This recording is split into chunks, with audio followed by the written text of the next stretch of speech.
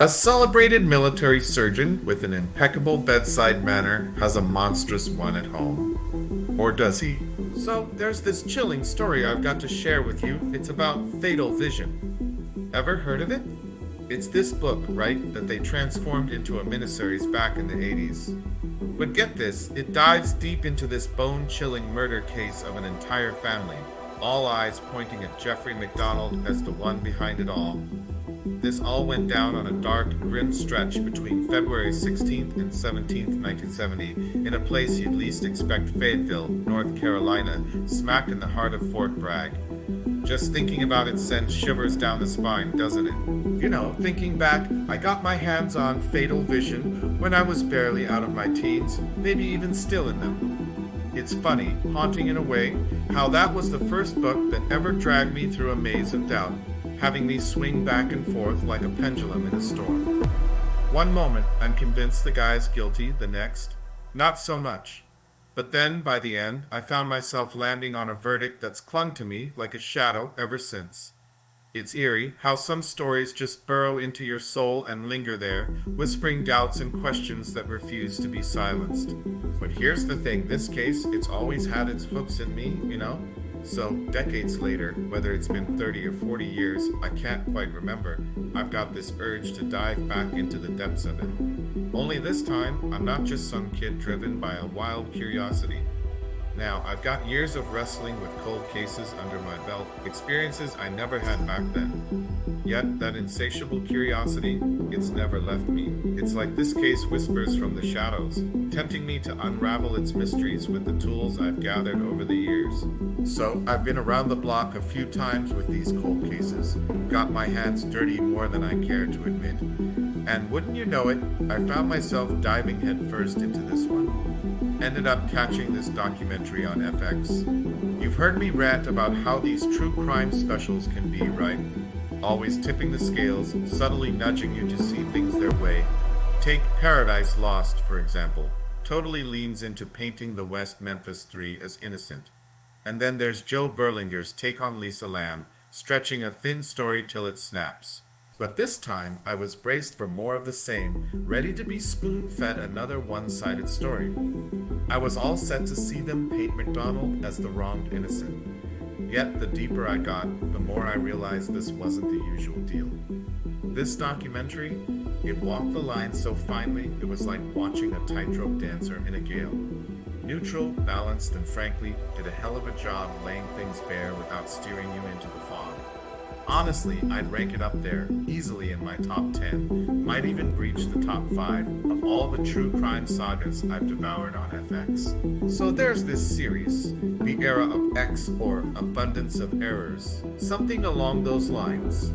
Earl Morse is the mind behind it, turned his book Wilderness of Errors into this gritty 5 or 6 episode journey.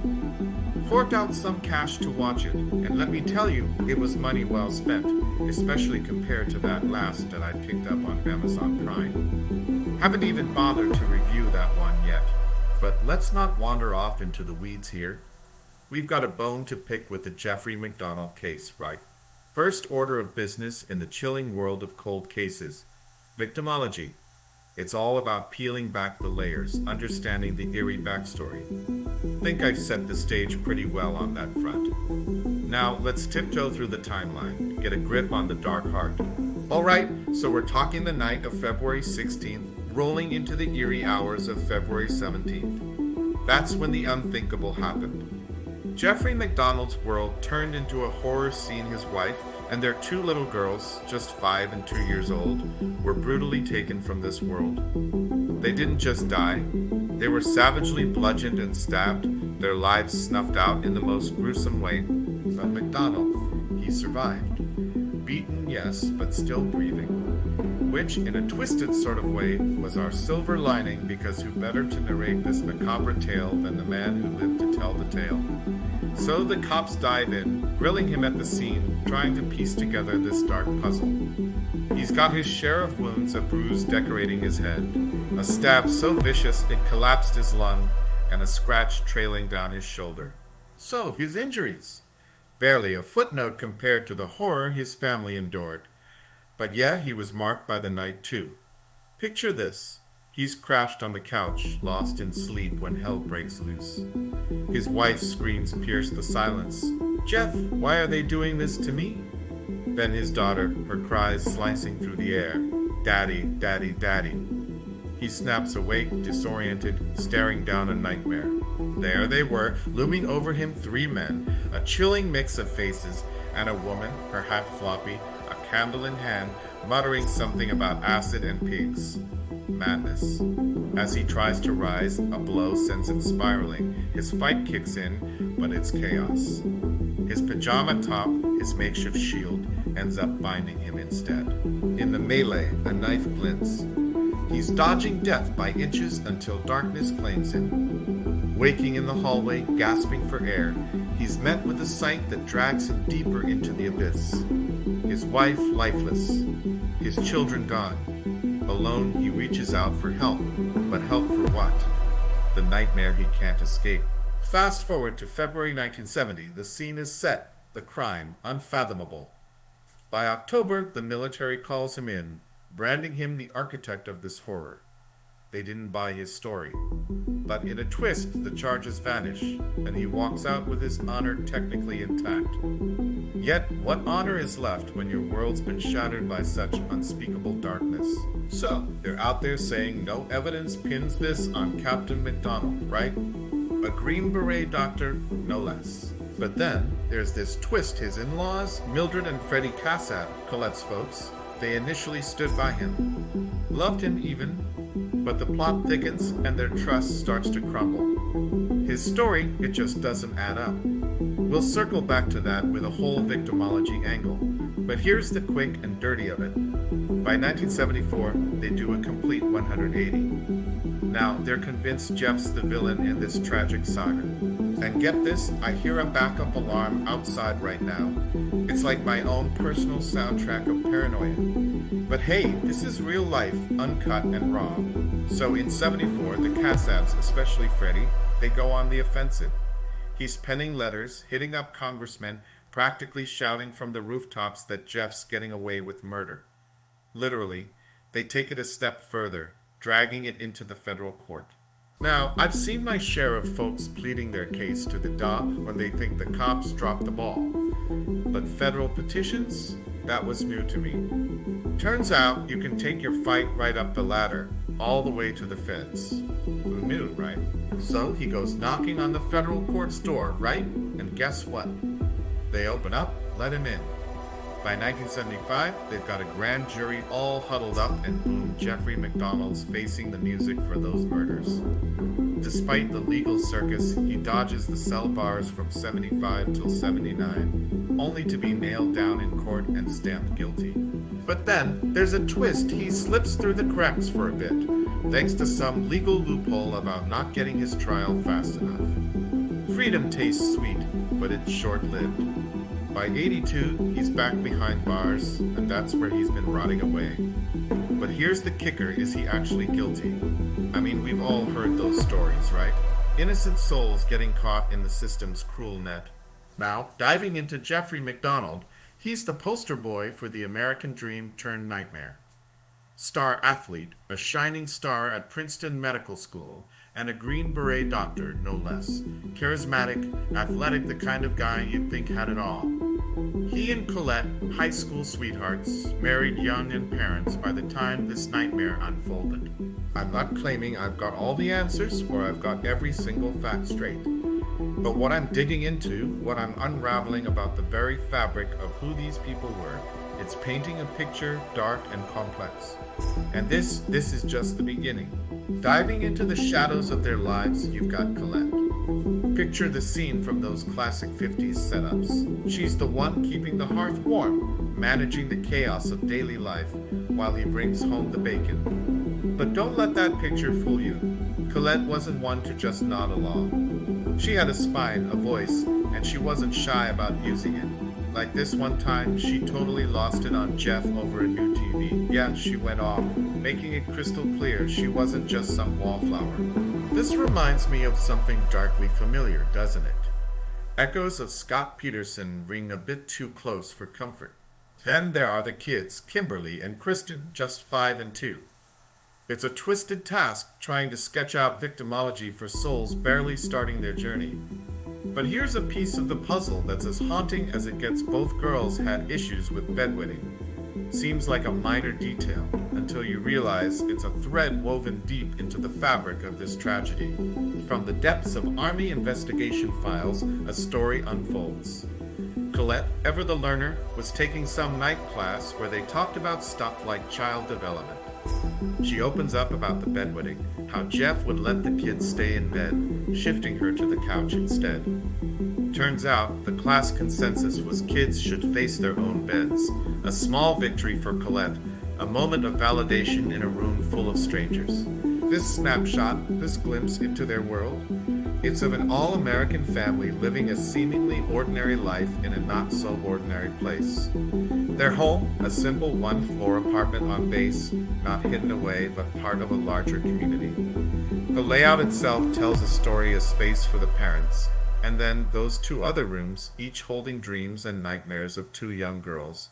It's a setup that speaks volumes, painting a picture of life's mundane facade, under which currents of darkness swirl. All right, let's delve into the eerie world of witnesses, shall we? In the shadowy dance of murder investigations, sweeping the neighborhood, chatting up anyone who might have caught a whisper of the night's horrors is par for the course. And in this tale, the closeness of the community, where secrets are hard to keep, played right into that narrative. Imagine buildings breathing down each other's necks, the thin veil of privacy barely hanging by a thread. It's no wonder, then, that the night's silence was shattered for not one, but a couple of souls. A neighbor's account of a woman's scream slicing through the night air sends shivers down your spine, doesn't it? Then there's that echo of disbelief, a "what the hell are you doing?" hanging heavy in the darkness. And let's not forget the canine alarm clock, howling its warnings into the void at the witching hour of 3. Rings a bell, doesn't it? Reminds you of the ghostly prelude to Nicole Simpson's tragedy, with her Akita's cries lost to the night. These bits and pieces, they sketch a timeline as chilling as it is telling. Something vile unfolded in the heart of that apartment as the clock hands converged on 3. And that, my friends, is where the shadows deepen, where the story takes its darkest turn. Feels like we're wandering into JonBenet Ramsey territory, doesn't it? This whole mess boils down to a simple, yet nightmarish question. Was it an intruder or someone within those walls? It's a binary nightmare. It can only be one or the other, not both.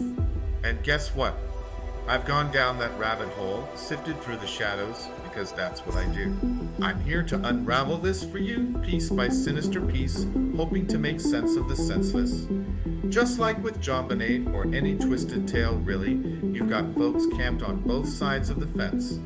Some are convinced of innocence, while others smell guilt a mile off. Stick around, and I'll let you in on where I stand in this divide, painting you a picture dark and detailed of how I reached my chilling conclusion. So, let's talk about the evidence lurking in the shadows of this case, shall we? There's plenty to sink our teeth into. Fibers, for starters. They're at the heart of this mystery, playing a pivotal role that I can't shake off. And the blood drops? They're like fingerprints of the unseen, marking each soul in that house with a unique signature app, and so on. With 4 different blood types within those walls, it's like they're telling us a tale, if only we listen closely. But then there's the arsenal of death, an ice pick, a paring knife, and a club. Found just lying there outside, as if discarded in haste. What story do they whisper in the dead of night? And here's where it gets tangled. A single hair clenched in the grip of tragedy claimed to belong to an intruder. And not just any hair, a synthetic blonde strand that adds weight to the tale of a mysterious girl in a floppy hat, chanting madness into the void. This girl, identified as Helena Stokely, a name known all too well to the shadows of Fayetteville for all the wrong reasons. MacDonald's story paints her as a specter of chaos amidst the carnage of his family. And then there's this eerie detail. A cop, in the bleak early hours, spots a girl who just doesn't fit the scene, not realizing he's brushing past a ghost named Stokely.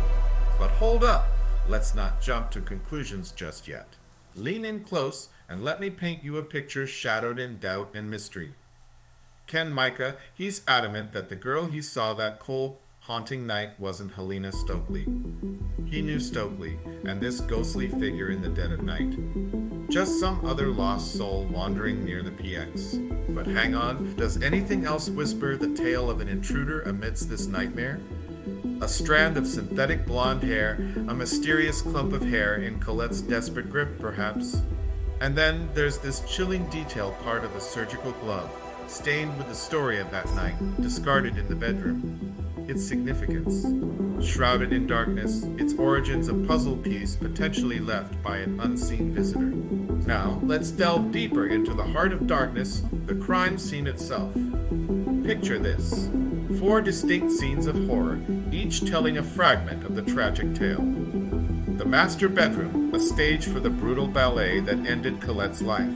Her body a testament to the violence that visited her in her final moments, with stab wounds and a head beaten beyond recognition. Then there's Kimberly's room, where innocence met a cruel end. Her small form, tucked into bed, bears the silent screams of her final struggle, her head brutally struck, her body bearing the marks of an unyielding assault. And little Kristen, just 2 years old, found with a bottle before her, as if in a moment frozen in time, her life's blood spilled in silent testimony to the savagery inflicted upon her tiny body. Each room, a chapter and a tale too terrible to comprehend, whispering secrets of the night that stole away what should have been a safe haven for a family. So let's drift back to the chilling tale of those blood drops, shall we? Where you'd expect them to be, mostly they were. Take little Kristen's room, for instance, blood still making its slow descent from the bed to the floor by the time the MPS crashed the scene. It screams that she was freshly torn from this world, but that's not all that room whispered with bloodied lips. There was a horror show of spatter, a gruesome canvas painted with Colette's blood. And we're not talking a few drops here and there, no. It was a deluge, a stark, screaming testament to the violence unleashed. And Kimberly's room. It told its own bleak story with her blood marking the spot, exactly where you dread it would be. Now, puzzle me this, where else would you expect the Crimson Tale to continue? Jeffrey MacDonald himself was marked by the night, bearing wounds of his own. Yet recount to his story of terror, supposedly unfolding as he lay on the couch, the living room tells a different, quieter story. No trace of MacDonald's blood where you'd think the battle raged. Sure, the room bore signs of chaos, a coffee table upturned as though caught in a tempest. But here's where the plot thickens. The prosecution cried foul play, a scene crafted with sinister care. They tested, flipped, and theorized, claiming such a mess could only be the work of deception. Yet, there's a but. What if the table caught on a chair? Or what if, in the throes of conflict, it found an obstacle in a body, halting its flight? So, staged or not. The jury's out on that one in my mind. But this much, I'll say the theory it couldn't have toppled and stayed. I'm not buying it. Not without a receipt and a box to return it in. Alright, let's dive into this eerie calm before the storm. The house, you'd think, should be a scene of chaos, right? But no, it's almost too quiet. Sure, there are cards, some knickknacks scattered about, and a lamp near the couch that's taken a tumble where he claims the attack went down. But step into the bedroom, where the nightmare truly unfolds, and you'll see the signs of a struggle, though not everything's upended. It's a subtle hint, a whisper that not all chaos is loud or visible. So here's the crux, was it an intruder, or was the devil among them? Not like the John Manate case, where speculation runs wild. Here, 3 lives were extinguished, leaving one flickering in the dark.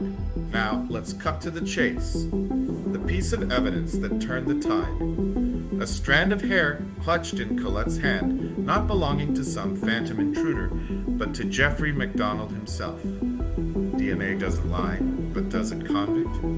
Not on its own, but it's a piece of a darker puzzle. And why is he guilty, you ask? Let's talk about opportunity.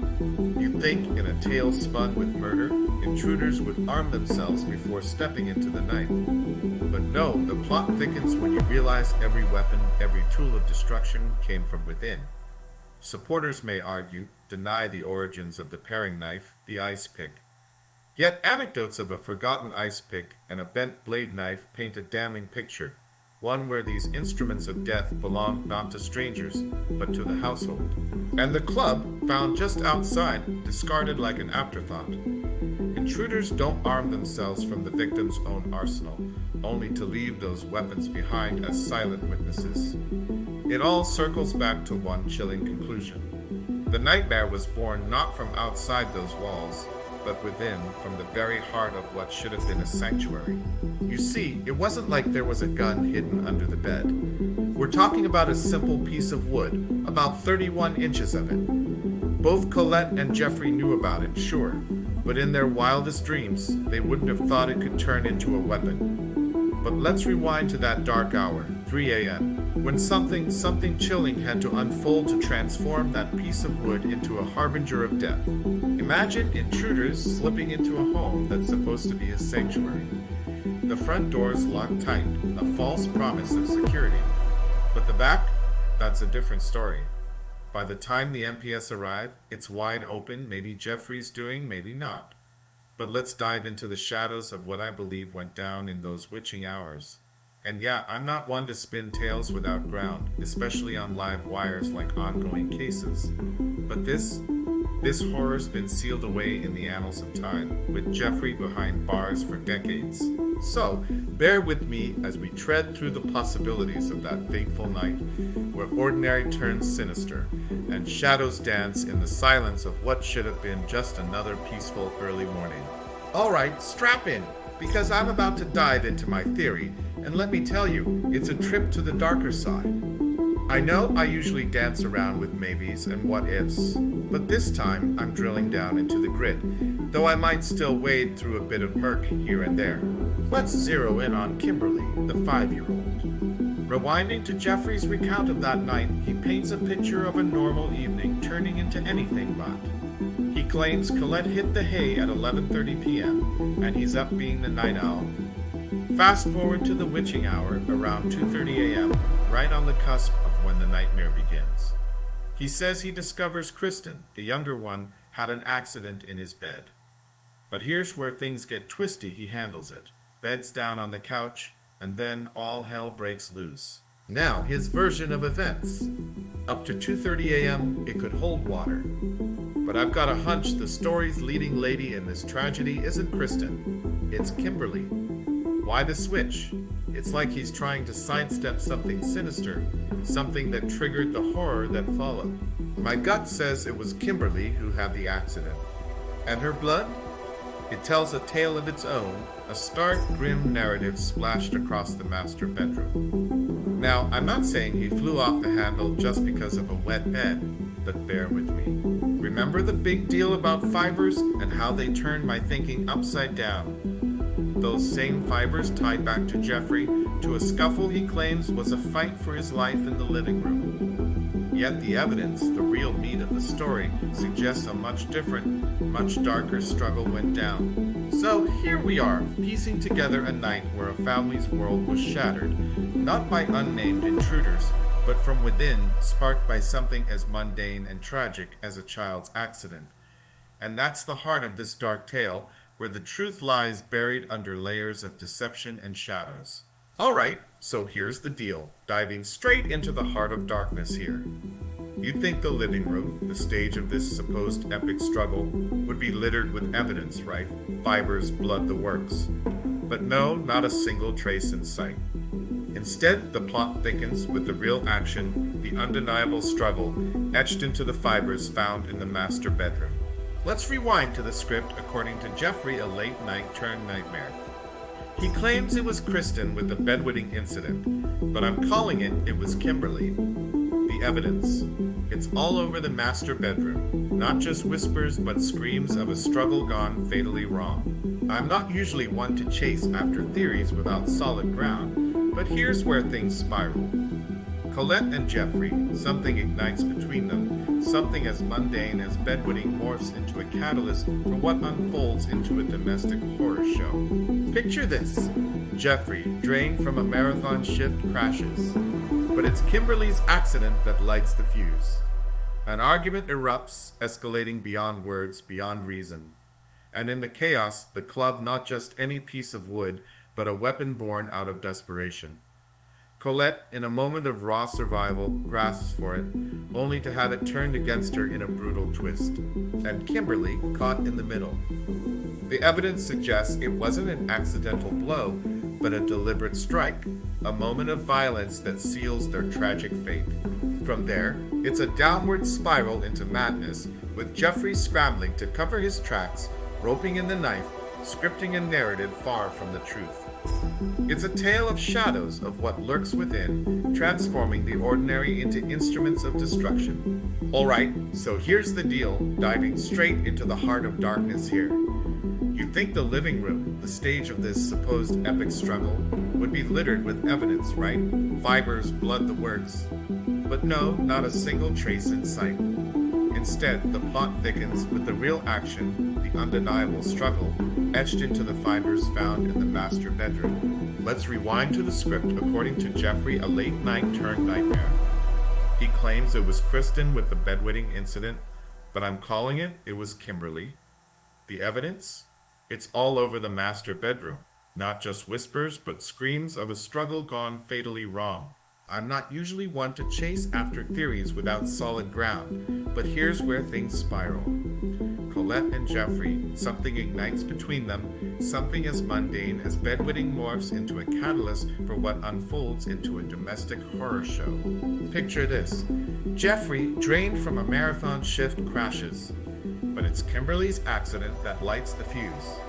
An argument erupts, escalating beyond words, beyond reason. And in the chaos, the club not just any piece of wood, but a weapon born out of desperation. Colette, in a moment of raw survival, grasps for it, only to have it turned against her in a brutal twist. And Kimberly, caught in the middle. The evidence suggests it wasn't an accidental blow, but a deliberate strike, a moment of violence that seals their tragic fate. From there, it's a downward spiral into madness, with Jeffrey scrambling to cover his tracks, roping in the knife, scripting a narrative far from the truth. It's a tale of shadows of what lurks within, transforming the ordinary into instruments of destruction.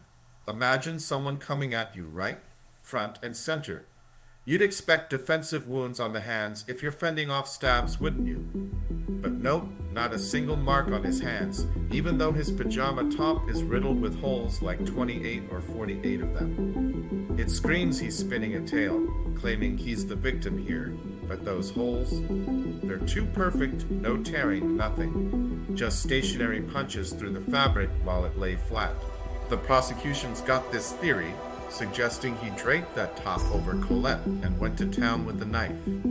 Sounds about right, honestly, given the lack of struggle shown by those pristine cuts. Now, here's where the plot thickens into something straight out of a horror flick. Among the chaos, there's this magazine, right? Slumped under the upturned coffee table, splashed with what I reckon is Colette's blood. The magazine's flipping the script on the Manson family nightmare with those eerie scrawls of pig in blood. Sounds familiar? It's like the scene's been set straight out of that macabre playbook. But let's get real, the idea of him cozying up with the magazine post-murder. Laughable. More like he stumbled upon a twisted source of inspiration for his alibi after the fact, revisiting those Manson tales to craft his own scene of carnage, complete with a bloody message for the grand finale. Yet this sinister tableau misses a beat. Colette's blood wasn't just confined to the master bedroom. It tells another tale, one where she fights for consciousness, staggering to protect her youngest, only to meet her end there under his rage renewed. And Kristen, poor kid, she becomes part of this tragic narrative not by chance, but by a deliberate act, a final silence to wrap up this ghastly affair. The prosecution might argue the timing, but it's the intent, the deliberate extinguishing of innocence, that chills to the bone. How quick he moved from one act to the next doesn't just chill the blood. It freezes it, leaving us grappling with the darkness that unfolded in the silence of their home. So after Colette's gone, he doesn't stop there. He grabs a knife, and with chilling precision, he seals their fates, targeting their chests and throats with relentless stabs. Kristen and Kimberly weren't spared in this macabre ritual. That knife, it wasn't just a weapon. It was his grim tool for ensuring no breath was left in their bodies. But here's a haunting detail: Kristen's wounds are on her back, not just the front. The ice pick didn't bury as deep as it did in Colette, hinting maybe at a moment's pause, a brief lapse in his frenzy. She became an afterthought in his spree, waking up to a nightmare, trying to defend herself with those tiny hands. It's a chilling echo of another tragedy, reminiscent of Chris Watts, where family becomes a footnote in a twisted narrative. Those wounds on her back, though, they whisper something sinister. It's like he couldn't bear to look her in the eyes, an act so devoid of humanity it's hard to stomach. Flipping her over, he chose to strike where he didn't have to face her, a coward's move in a coward's tale. This level of cold-bloodedness, it's not the mark of some random intruder. This was personal, intimate, and utterly heartless. And while I can't claim absolute certainty, the shadows cast by doubt are thin on this one. No signs of an unwanted guest, just the grim reality of a home-turned tomb. So, about that blonde synthetic hair making waves in the case, painting a picture of supposed innocence, let's dive into that murky water. It's funny, how one moment it's pegged as doll hair, and the next it's supposedly snipped from a wig. And yeah, we're talking about a length that's a bit much for your average doll. Experts, they're tossing opinions back and forth like it's a game. But here's the kicker. Whether that strand came from a doll or a wig, it doesn't shake the core of the matter. We've got a house full of weapons that tell a story all their own, all pointing to an inside job. Thinking some random group of hippies would sneak in, play a round of finders keepers with a club under the bed, and then leave their borrowed toys just lying around outside? Please. Intruders, real intruders, they come prepared with their own gear. They don't borrow from the scene and then forget to take their loot when they leave. It's not just unlikely, it's straight out of a bad plot twist. No, those weapons left so conveniently outside the back door, they're not the calling card of an outside force. They're a silent testament to the horror that unfolded within those walls under that very roof. So, let's chat about Helena Stokely and Greg Mitchell, a duo shrouded in mystery and whispered confessions over the years. They've both passed on, but their stories linger like ghosts. To all the MacDonald supporters out there, I know my words might just echo in the void, but hear me out. I'm not here to sway you. I'm just laying out the pieces as I see them, adding my 2 cents based on what's in front of me. I stumbled upon an interview with Helena Stokely once, unfiltered and raw. The more she talked, the more the story unraveled. Her words didn't quite stick the landing on the facts.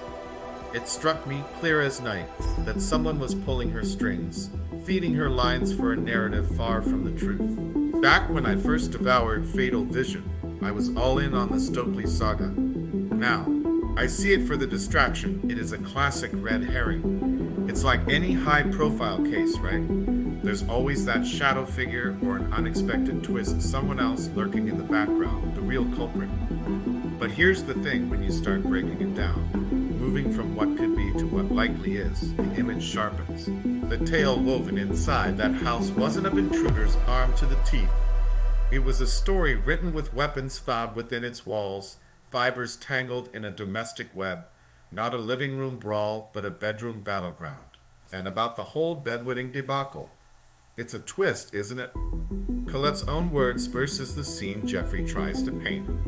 Something kicked off that fateful argument, and it wasn't a late-night snack run gone wrong. We're talking about a deep, personal trigger, rooted in the fabric of their nightly routine. Could it have been something else? Maybe his late-night whispers on the phone, tangled in affairs and secrets? Could be. But the evidence, it sings a simpler tune, a wet bed, a disturbed peace in the dead of night. It's these seemingly insignificant moments that often hold the key, unlocking the darker truths hidden beneath the surface. So as we tread through this midnight tale, remember it's often the quiet, personal battles that escalate, leaving behind the echoes of a tragedy written in whispers and shadows. Man, did I just go off or what? This case lights a fire under me because, honestly, it's not as complicated as it seems. While watching that doc jotting down notes, I couldn't help but draw lines to the Scott Peterson mess. Think about it, this was the 70s. Back then, the thought of someone wiping out their family was unthinkable, almost alien. Fast forward to today, and sadly, it's a story we've heard more than once. Take Chris Watts, for example. Just like that, it hammers home the chilling reminder. You never truly know what's happening behind someone's closed doors. Outside, all smiles and sunshine. Inside, who knows? Bob Stevenson, Colette's brother, broke my heart in his interview. The guy's still drowning in it. And Freddie Cassab, the stepdad turned relentless seeker of truth, refusing to let the case or Jeff slide even for a second, despite the facade MacDonald tried to maintain. MacDonald even spun this yarn about avenging Colette and the kids by taking out one of the supposed killers, all smoke and mirrors, given the cops had eyes on him non-stop. And the hoops Cassab jumped through just trying to get his hands on the trial transcripts. MacDonald dodged and weaved like a pro. The tale of Helena Stokely's confessions. Can't buy it, not for a second. No shadow of an intruder in this tragedy, just shadows within. And those 48 perfect punctures in MacDonald's pajama top without a single defensive wound on him. Come on. If the story played out how he said, that top would be in shreds. And then there's the house, frozen in time for 9 years, still decked out in Christmas and dotted with the girls' drawings, those little touches of innocence that just got you.